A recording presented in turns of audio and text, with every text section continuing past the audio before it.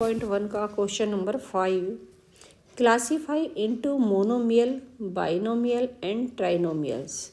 हमें जो नीचे ये टर्म दिए इन्हें क्लासीफाई करना है कि ये मोनोमियल है, बाइनोमियल और ट्राइनोमियल। तो सबसे पहले मोनोमियल होती है जो एक जैसी टर्म होती है, एक टर्म। बाइनोमियल जो दो टर्म जैसे एक्स एंड वाई दो अनलाइक टर्म होती हैं, और ट्राइनोमियल जिसमें 3 टर्म्स होती हैं। तो सबसे पहले हम 5 का क्वेश्चन नंबर 1 लेते हैं। इसमें है 4x माइनस 7z। तो इसमें दो टर्म होगी y और z। 4y और z दो टर्म होगी, तो इसको कहेंगे बाइनोमियल्स। बाइनोमियल। दूसरा है y2। तो y2 तो एक ही टर्म है, तो इसको ये हो जाएगा मोनोमियल।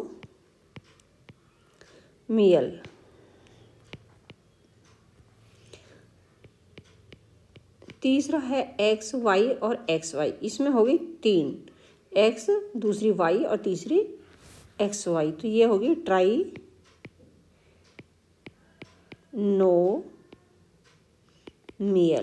ट्राइनोमियल। नंबर 4 है 100। तो 100 में भी एक ही है, तो ये मोनोमियल।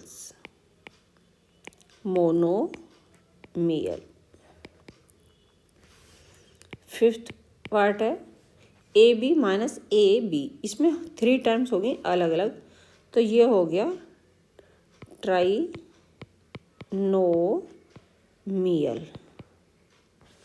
6th पार्ट है 5 माइनस 3 2। तो ये दो होगी इसमें अलग अलग, तो बाइनोमियल।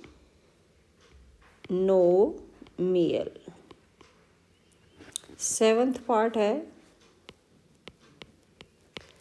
4p2q और 4pq दोनों अलग अलग होगी, तो ये हो गया बाइनोमियल।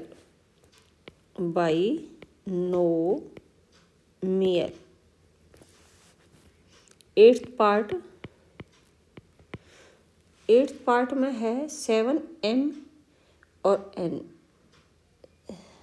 8th पार्ट है 7mn। तो इसमें एक ही टर्म है, तो ये होगी मोनोमियल।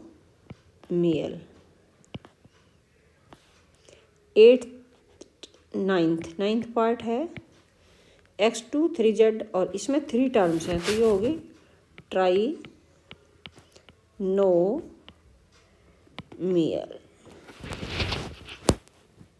10th में एक होगी a2 प्लस दूसरी b2, तो ये होगी बाइनोमियल। 11th पार्ट 11th में z2 प्लस z, तो ये दो अलग अलग होगी, तो ये हो जाएगा बाइनोमियल। बाइनोमियल।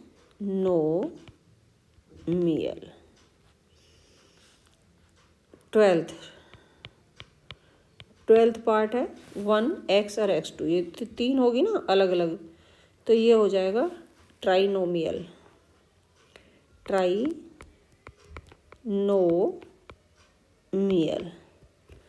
तो